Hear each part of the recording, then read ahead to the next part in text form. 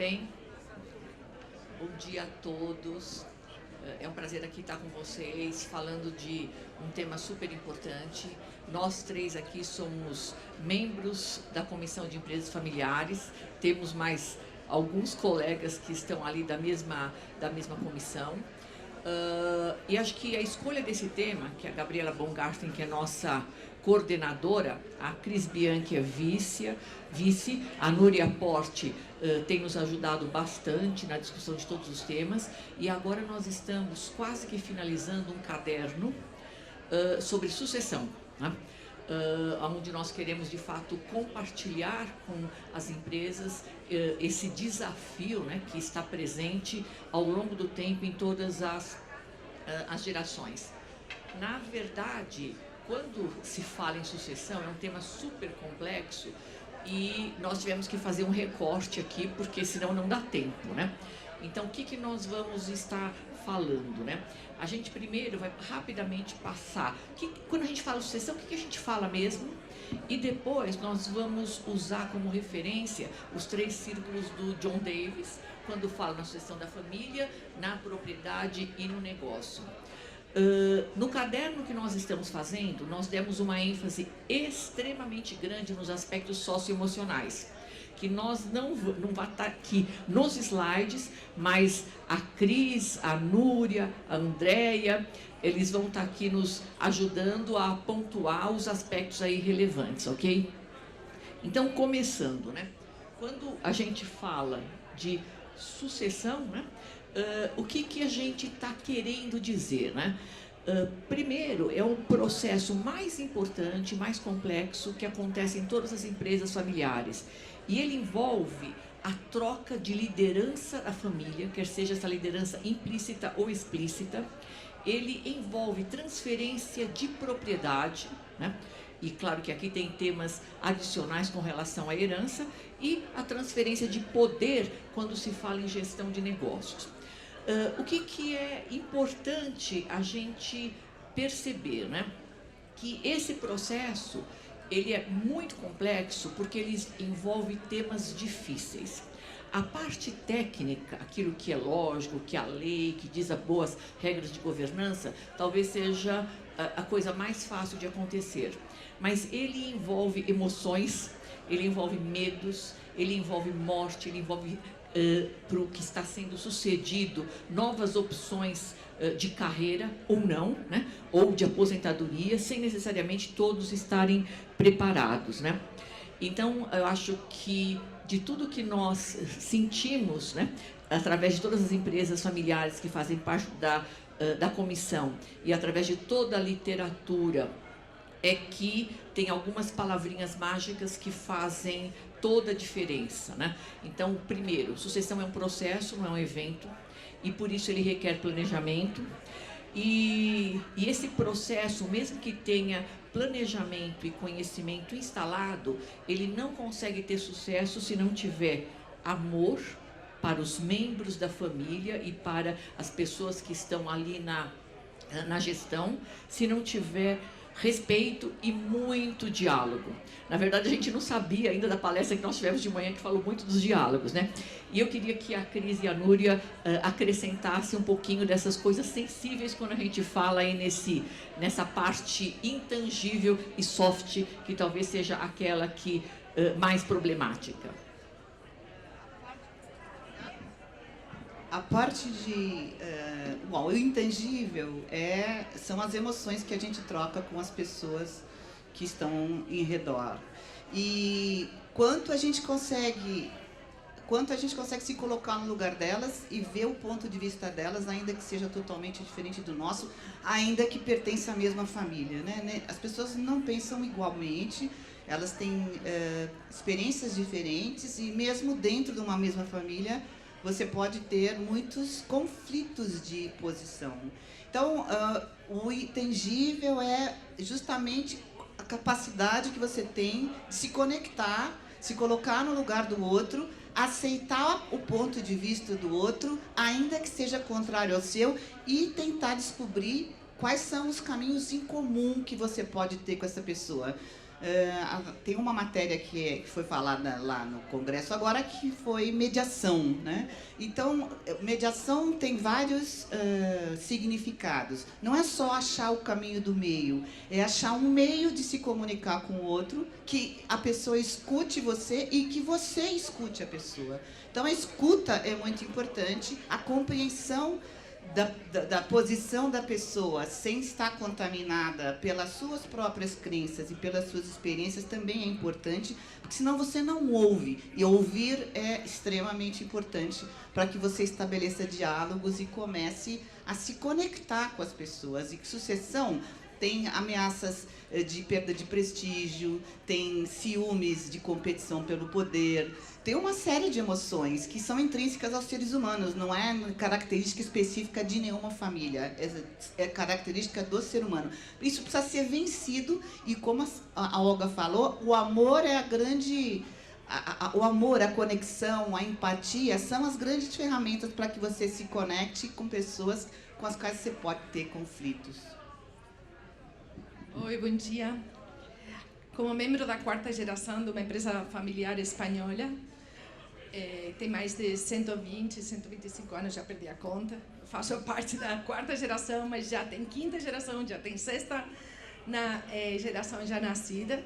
Eu estava comentando com a Olga, que nos conhecemos, acho que faz 21 anos por aí, quando eu cheguei ao Brasil, que as emoções são tão fortes numa empresa familiar, tão fortes, que a gente falava, só muda de endereço as coisas, e eu choro, só muda de endereço. Né? Porque o pai ainda meu, com 85 anos, né? Ele é o forte, ele domina, ele manda tudo, né? E se a gente não participa, ele deixa de pagar os 500 euros que paga por conselho. Ele acha não, ele controla mesmo. Então, domingo, quando liga, Núria, isto, ele tem uma lista, você fez isso, você fez o outro, é pior que um chefe, né? Então, realmente, a parte emocional e social é... E acho que hoje nós vimos uma das citações, que eu não me lembro o autor, né? Se você quiser conhecer o caráter de um homem, dele poder, né? Então, acho que isso é um dado super importante. E acho que o uso do poder, mesmo quando você está numa empresa familiar, ele tem uma conotação muito diferenciada. Por isso, acho que uma das grandes lições de sabedoria é: conheça cada membro da família, saiba das suas aspirações, saiba das suas habilidades e assegure que cada um deles aproveite o máximo essas habilidades, qualquer elas que sejam, de gestão, se quiser ser um artista de circo, etc. Porque se ele conseguir aproveitar bem suas habilidades, existe uma grande chance dele ser mais feliz e mais resolvido. Então, as relações entre a família, as relações com o negócio, tendem a ser mais efetivas. Então, quando nós falamos de família, nós falamos de pessoas. Quando nós falamos de negócio, nós falamos de negócio. E as duas coisas, elas têm uma imensa interação. Isso não significa que, mesmo com todos os esforços, né, de fazer com todo o cuidado, as coisas não possam dar errada. Elas podem dar errada, porque sempre tem algumas pessoas que têm agendas diferenciadas e talvez eventualmente enviesadas, né, e que teoricamente podem ser um ponto aí de disruptura. Mas o exercício do diálogo e eventualmente da mediação de quem está por fora e quem está de fora, ele pode achar alguns caminhos. Quando a gente fala ainda em sucessão, o que nós temos que estar falando, né, nessas três círculos do John Davis, né? Primeiro, quando a sucessão acontece na propriedade, o que eu estou falando, né? Eu estou falando que eu posso vender, ou eu posso dividir a empresa, eu posso separar blocos de herança que signifiquem a empresa e outros ativos, eu posso, de fato, só suceder, eu posso trazer novos sócios, fazer uma fusão, aquisição, abrir capital e assim sucessivamente. Então, esse é um evento concreto, societário, né, que acontece sobre as regras societárias de cada país controlador onde vive a própria família, né? E um aspecto importante é que quaisquer alternativas com relação à sucessão na propriedade, elas levam tempo. tempo, inclusive, para resolver as questões de planejamento tributário, que são muito importantes. Então, quanto antes pensar, é melhor. O segundo aspecto é a sucessão da empresa. E aí, claro que, dependendo de que geração está, a família pode estar no comando da empresa ou não. Mas quando se troca a propriedade, ou quando se troca a liderança da família, sempre tem um impacto no negócio. Ou para reafirmar quem está no poder, ou para trazer novo, e no mínimo para rever as alçadas e poder de decisão, né? E acho que quando a gente fala num contexto mais simples de sucessão na empresa, a gente sempre fala, olha, eu posso fazer a sucessão com familiares e sem familiares. E qual é o denominador comum dessa escolha? Meritocracia. Né? Meritocracia e governança são alguns aspectos importantes que ajudam. E quando nós falamos na sucessão da liderança da família, é algo muito mais sutil, muito mais complexo.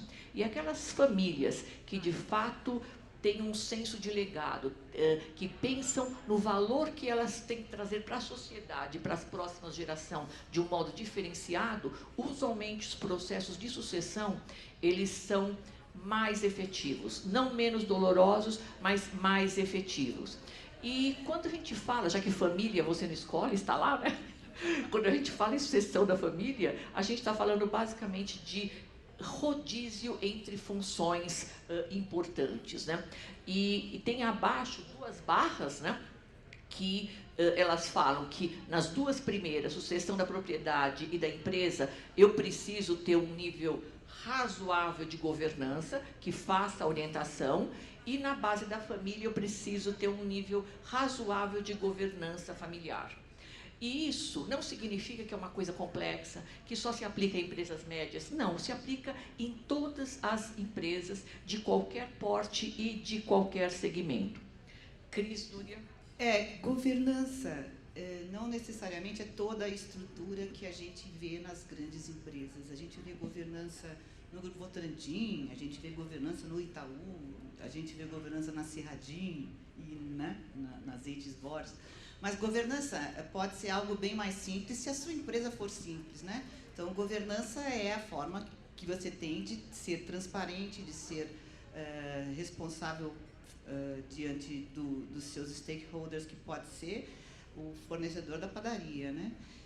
Governança é algo que é orientativo, tem decisões colegiadas, e o colegiado pode ser 2, 3 pessoas, então não necessariamente é um tremendo esquema caro, né? Se você é pequeno, o seu esquema de governança é pequeno, mas ele existe, deve existir, é muito importante, porque inclusive prepara você para crescer e aumentar e desenvolver esse esquema de governança e chegar, quem sabe um dia, ou não, né, a uma grande empresa. Hoje em dia está na moda em sustentabilidade ser próspero sem crescer, porque se todo mundo resolver crescer, o planeta esgota, né? Então, a gente ainda está desenvolvendo um modelo de como fazer isso. Mas, em vista disso, é importante ter governança, não importa que tamanho tenha a sua empresa. Eu adoro quando a Olga e a Cris falam que a sucessão de uma empresa familiar não é um evento, é um processo. A nossa empresa, que tem mais de 120, 125... Ela é, só para falar, ela é acionista e filha da Eites Borges. Então, a gente pensava que já estava tudo organizado, né? E, recentemente, faleceu uma pessoa da família e, nossa, todo o protocolo desandou, toda a sucessão desandou, é um processo, então isso não acaba nunca, né? Então, continuamos trabalhando firme e forte. Né? Eu até costumo dizer, né, que não tem nada mais padrão do que uma demonstração financeira, né? Mas você pega 10 minutos e cada um está vendo uma linha, não é? E cada um está vendo uma coisa. Os protocolos são isso, né? Cada um da sua interpretação e o seu significado, né? Um outro ponto complexo de dizer é que numa família você tem o exercício dos vários chapéus, né? Você tem o chapéu de voltar. É que não foi o movimento que tinha 3 chapeuzinhos bonitinhos, certo? Bom, mas paciência. Que, na verdade, às vezes, uma pessoa só, ela usa 3 chapéus. O de acionista, o de gestor e de patriarca da família. E cada chapéu faz com que ele pense de uma forma diferente e tome decisões diferentes. Então, qual que é sempre a recomendação? Quando você tomar uma orientação, tomar uma decisão, você, de fato, saiba muito bem qual o chapéu que você está usando. Não é fácil usar os 3 chapéus, porque, no fim, o CPF é um só, certo? Mas acho que esse é um exercício aí importante, né? Fora o John Davis, que acho que é um papa em toda a parte de governança, tem um outro autor que eu gosto bastante, que é o John Ward, e que ele tem um artigo muito bom que fala sobre o paradoxo das empresas familiares, e a grande questão é family first or business first? Então, sempre é uma questão em que momentos tem que decidir pela família, em que momentos tem que decidir pelo negócio. No fundo, eu sugiro a leitura, mas ele chega à conclusão que não tem certo nem errado. Mas o que a experiência mostra, né? Ser mais efetivo. Quando se trata de família, trate como família. E quando se trata de negócio, trate como negócio. Tratar negócios como família vai lá na frente ter um preço alto, né? Mas acho que é uma questão que vale a pena a reflexão aí de todas as famílias, né? Eu lembro quando éramos pequenos, no domingo, na hora do almoço de domingo, né? Aí estávamos 5 filhos e os meus pais. Aí o meu pai tinha chegado, no mês de setembro sempre ele ia para os Estados Unidos para fazer as compras de produtos de importação da Califórnia, da Virgínia e tal. Aí ele gostava dessas gorras, esses chapéus, né? Esses bonés, né? E aí ele sempre trazia 3, um vermelho, um azul e um verde, mas sempre, todos os anos desde que eu sou pequena, desde que eu era pequena. Aí ele falava isso: eu tenho 3, vocês não vão ter 3. Aí ele ia tirando os chapéus e nos ia ensinando o que ia acontecer ao longo da vida, né? Então a gente passou a ter só um, né? Então, mas é como nunca vou esquecer isso, né? Tá bem. Bem, e aí falando um pouquinho do primeiro círculo deles, que é a sucessão na propriedade, né? E aí tem algumas questões fundamentais, né? Que tem que ser tomada a decisão. E a primeira delas é: quem será que vai controlar a sociedade?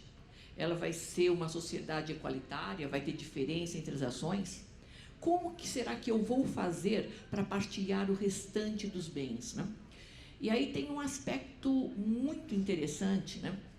E um grande psicanalista uma vez fez um exercício e perguntou 3 coisas para nós, né? Primeiro, o que você faz, como você ganha dinheiro, como você dá dinheiro e como você pede dinheiro.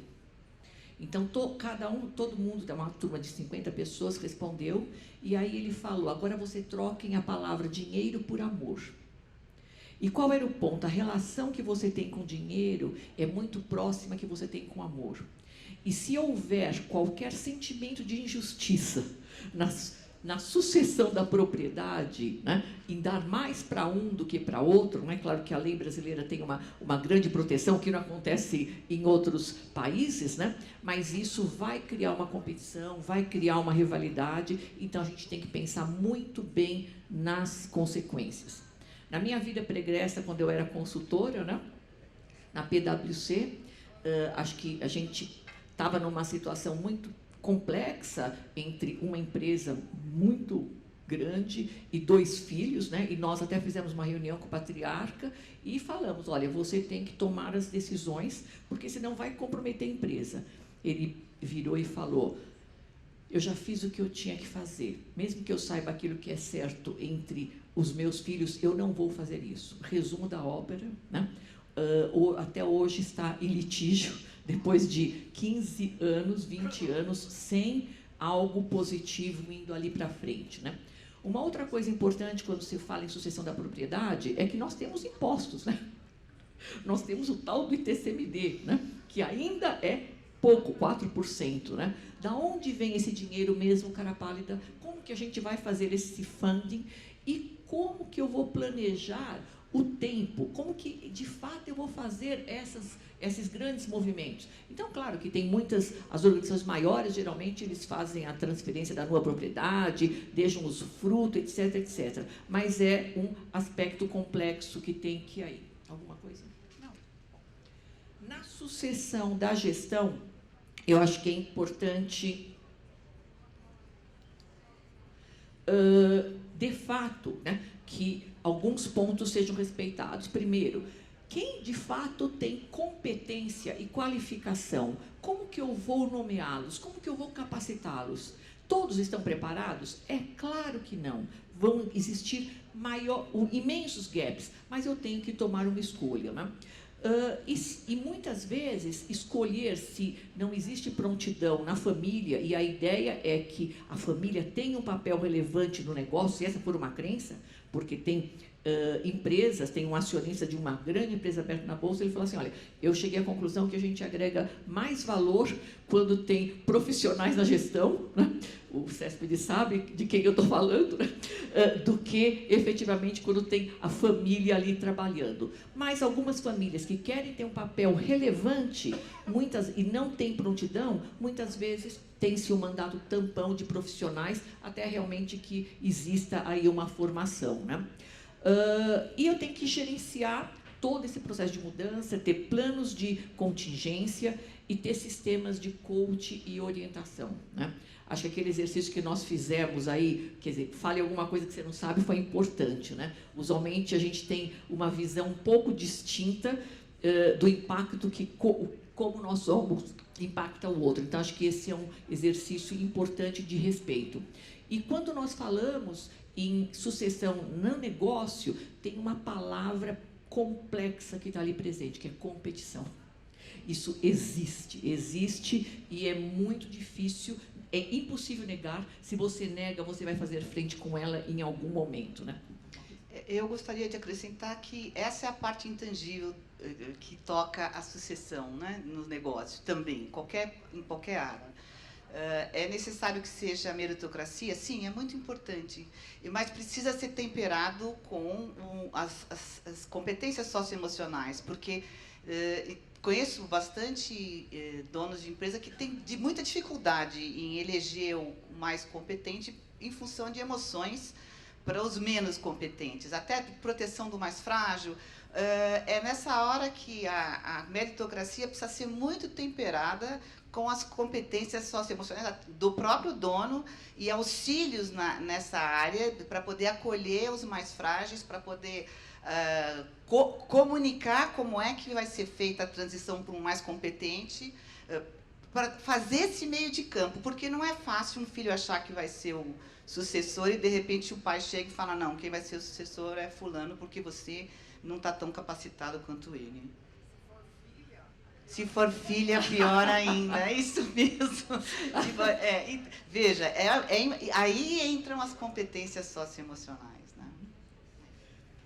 Bem, quando a gente fala na sucessão da família, acho que aí é simplesmente aspectos intangíveis, né? O que é essa família, né? Nós sabemos que as famílias empresárias, elas representam a maior parte do PIB em qualquer país, né? Então, que responsabilidade eu tenho com relação a esse legado, né? Será que eu quero formar futuros acionistas como eu, ou será que eu quero formar acionistas melhores, que tenham uma consciência do seu papel na sociedade, né? Se, eventualmente, eu tenho essa pretensão, esse propósito maior, usualmente as coisas são mais fáceis, porque elas são orientadas por algo ali no futuro que eu vou buscar para conhecer, né? E talvez a pergunta mais importante é, se eu sou uma família empresária, o que de fato eu quero da relação com a família? É família ou é família empresária? É família que tem algum papel adicional na sociedade ou não? Se eu sou uma família empresária, que relação a minha família quer ter com o negócio? É de controlador? É de puro acionista? É de conselho? É de gestor? Né?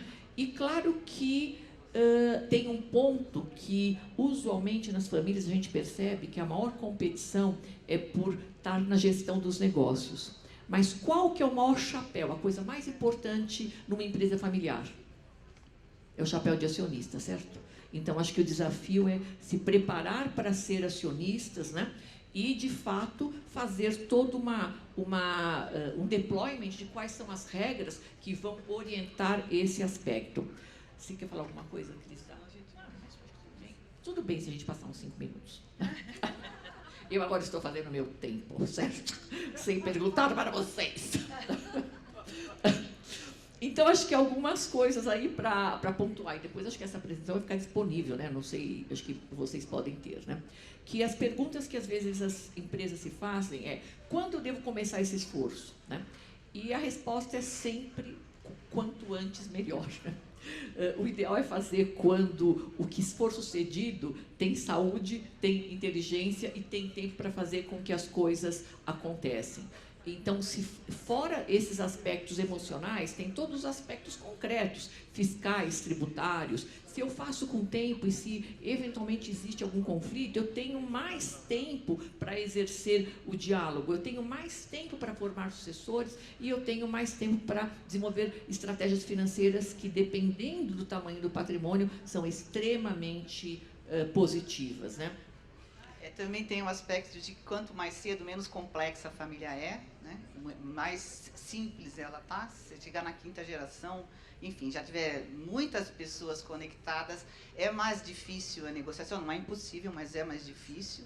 E quando o dono, o proprietário, enfim, tem saúde, aí é melhor ainda, porque ele não está pressionado, ninguém está pressionado, é só uma questão de exercício da inteligência dele, dos recursos disponíveis, não tem nenhum fogo pegando, não tem nada pegando fogo, não tem nenhuma premência de saúde, de doença, enfim. Então, quanto mais cedo, mais fácil isso. É.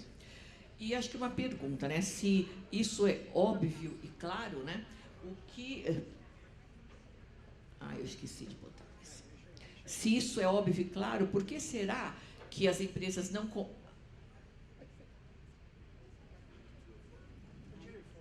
Desculpe.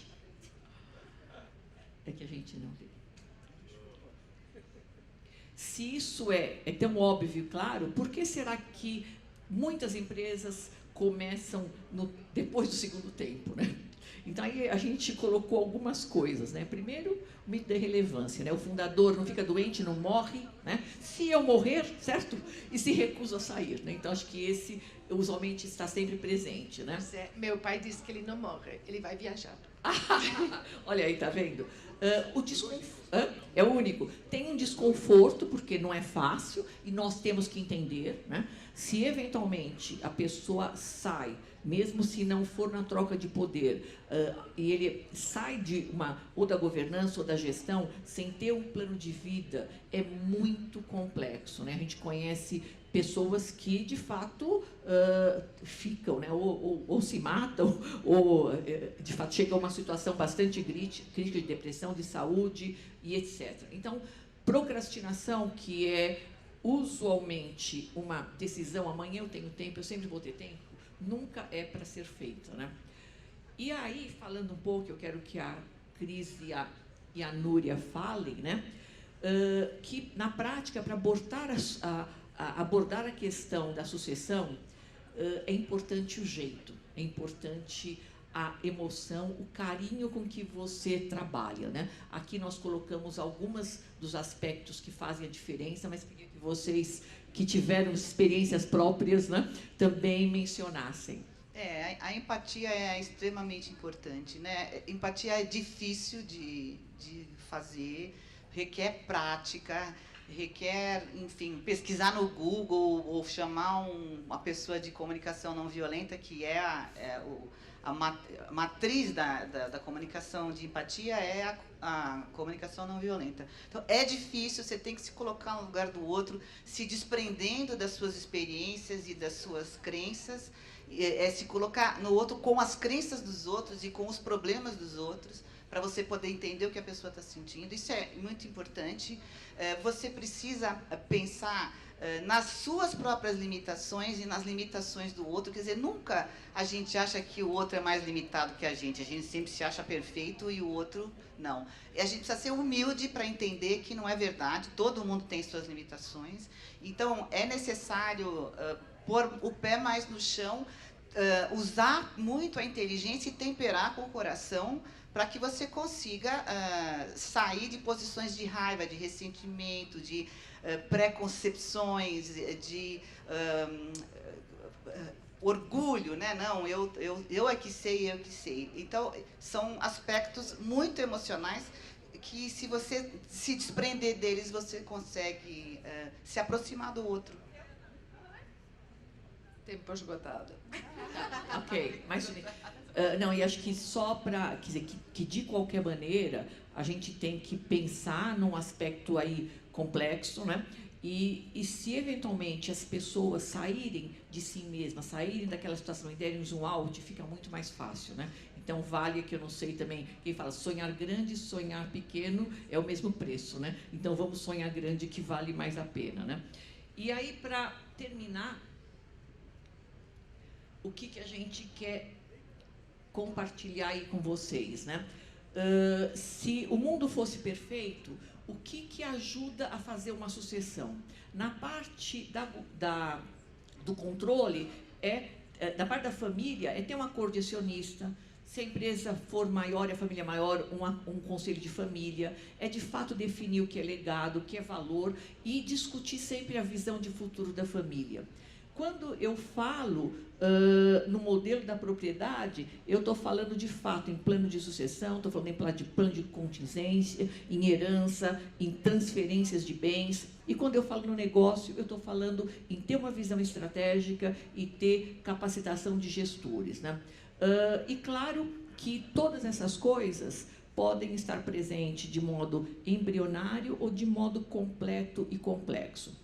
Quando não existe nada feito, acho que o primeiro passo é definir as regras, né? Então, como o John Davis tem a regra, diz a regra é sua amiga, certo? Então, se não tem as coisas definidas, eu defino o crivo para depois começar a conversar, porque senão eu fico naquele embate não construtivo, né?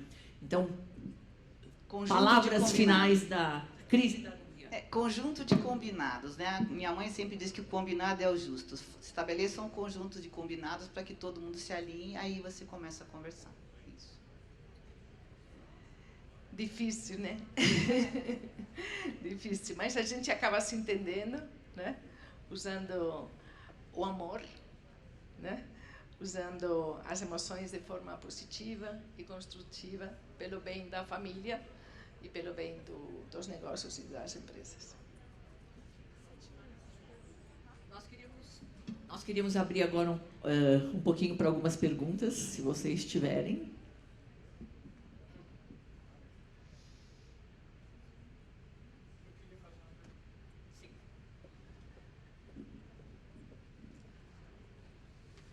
Primeiramente, parabéns pela apresentação, bastante esclarecedora. Nesse processo, existe um quociente emocional muito grande. Quem que deve, normalmente, capitanear um processo desse? As mulheres, com certeza. Eu tenho certeza, está em boas mãos. Olha, normalmente, não dá para saber se são mulheres ou homens, mas normalmente você identifica na família alguém que seja mais inclusivo e mais acolhedor.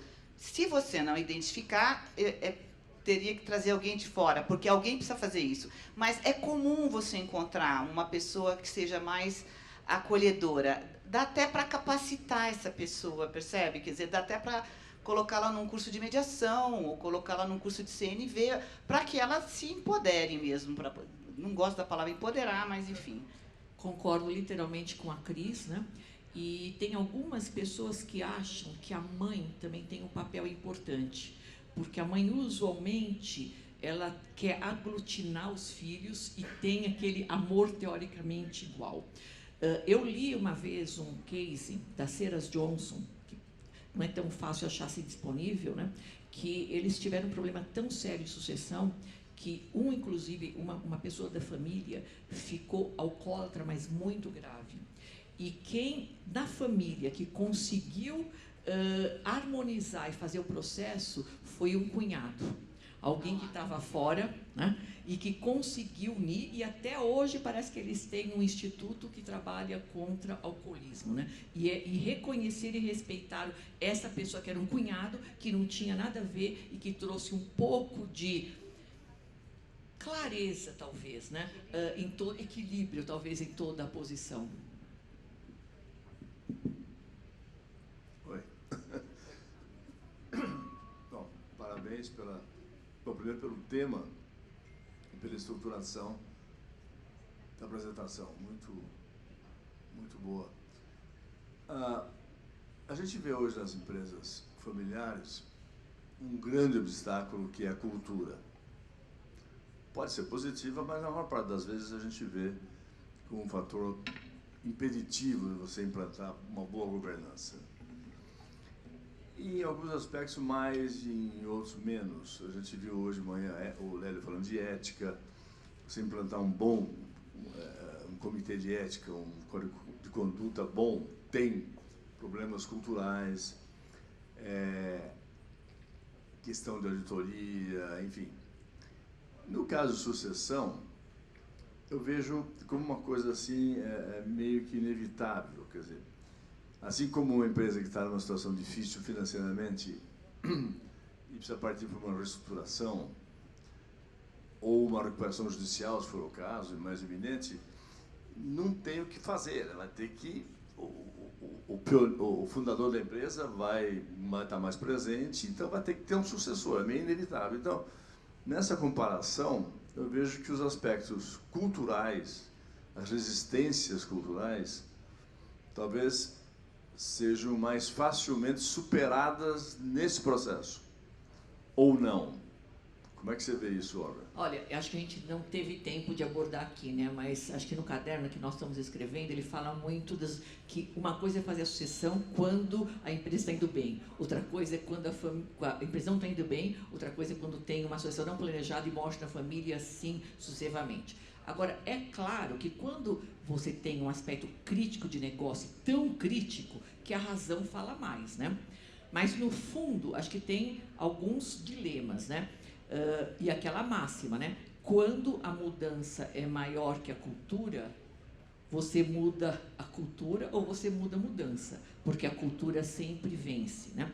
E 2 anos atrás saiu, na reportagem da Harvard Business Review, um artigo super interessante que falava assim: você não muda a cultura. No que se refere a negócio, você tem que fazer o que precisa ser feito e a cultura vem atrás.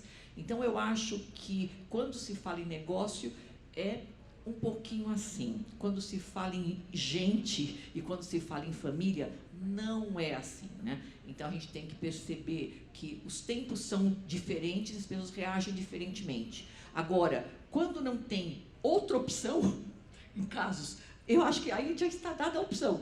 Eles vão brigar depois, certo? E antes, eu acho que tende a se unir, né, em função daquilo que é maior, né? A cultura tende a prevalecer nesse caso? Não, eu acho que tende a permanecer o bom senso. No caso da sucessão? Não, eu acho que quando a situação é crítica, tende a permanecer a lógica e o bom senso. E a cultura dá um stop até ela aparecer novamente depois que a situação está equacionada, né? Então, ela não é tratada ali, claro que ela pode gerar um aprendizado, mas ela vai voltar. Ela está ali esperando só, embaixo do tapete. Veja, quando você consegue uma pessoa que tem um bom trânsito nessas competências socioemocionais, ela consegue dar uma abordagem inclusiva da cultura e não contraposta à cultura. Então, se você tem uma pessoa competente nisso, ela não vai bater de frente com a cultura, ela vai incluir a cultura e, vou usar uma frase, vai comer pelas bordas, né? Vai fazer quase uma mediação, né?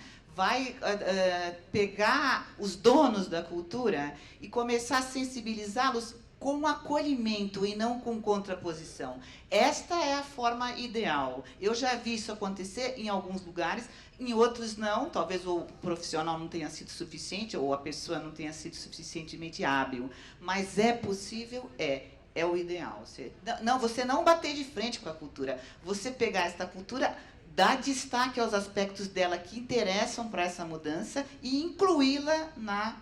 Porque aí ela vai mudando devagarzinho. Você dá uma saída honrosa para quem é o dono da cultura. Porque senão fica assim, a minha cultura é um lixo. Os caras estão pensando que eu trouxe a empresa até aqui. Você tem que dar uma saída honrosa para o cara aderir àquela mudança. Bom dia ainda, né? Parabéns pela apresentação. Para vocês, só na experiência de vocês, tanto profissional quanto pessoal, né? O que, do ponto de vista do processo, é mais complicado vis-à-vis os aspectos aí pessoais, etc. A sucessão patrimonial, família, ou a sucessão, de fato, empresarial? Ou vocês têm visto isso em paralelo, ou primeiro uma, primeiro outra? O que vocês têm olhado de experiência própria nesse aspecto? Bom, acho que primeiro as coisas não necessariamente acontecem ao mesmo tempo, elas podem acontecer em tempos diferentes, né? Eu diria que quando você fala em patrimônio, né, isso tem a ver com tomar decisões assim difíceis, né? E se eventualmente for igualitário, é muito mais simples, né? Se eventualmente você vai fazer diferenças entre transferir ações ordinárias e preferenciais, isso já exige um outro nível de complexidade. Se você vai dar algum tipo diferenciado de poder, é muito complexo, né? Mas eu acho que, e se não for bem resolvido, ele vai dar um problema nas outras dimensões, né? Eu diria que talvez a dimensão mais complexa é quando você mistura ao mesmo tempo a sucessão da propriedade, a sucessão do negócio e a sucessão na família. Quando as três coisas acontecem ao mesmo tempo, é muito difícil, muito complexo e também é muito comum, né? E como a Núria falou, você pode deixar todos os protocolos escritos. Quando você põe novas pessoas ali, a leitura que eles fazem é diferenciada. Então, acho que você tem que saber que é um processo permanente e, infelizmente, não tem receita de bolo. Acho que tem só componentes que têm que ser misturados aí na quantidade, né, diferente em cada ponto, né? Acho que a habilidade de você fazer essa inclusão que eu citei, ela é mais facilmente aplicada se você tiver sucessões em tempos diferentes. Se você suceder tudo, família, propriedade e negócios, é bem mais complexo. Então, o interessante é preparar as coisas antecipadamente para você fazer as transições em tempos diferentes, porque você consegue fazer uma transição no negócio se você conseguir fazer todo mundo entender que a meritocracia é muito importante para a longevidade do negócio, mais do que o poder.